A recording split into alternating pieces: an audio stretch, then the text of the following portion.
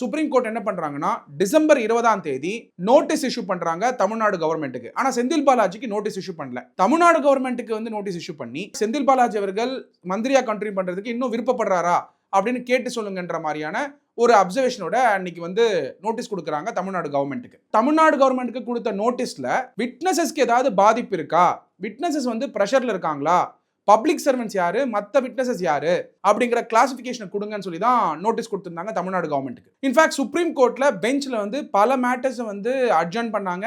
ஏன்னா இந்த மேட்டர் வந்து ஹியரிங் எடுத்துக்கணும்னு சொல்லிட்டு. ஆனா செந்தில் பாலாஜி அவர்களுடைய அட்வொகேட், சீனியர் அட்வொகேட் வந்து என்ன சொல்லியிருந்தார் கோர்ட்லனா, இந்த மாதிரி செந்தில் பாலாஜி அவர்களுக்கு வந்து நோட்டீஸ் கொடுக்கல அப்படிங்கிற சட்டத்தில் இருக்கக்கூடிய டெக்னிக்கல் டிஃபென்ஸ் சொல்லும் பொழுதுதான் சுப்ரீம் கோர்ட் வந்து என்ன observation கொடுத்திருந்தாங்கன்னா, Supreme Court criticized Senthil Balaji Council for taking technical defense of lack of formal notice in bail recall plea.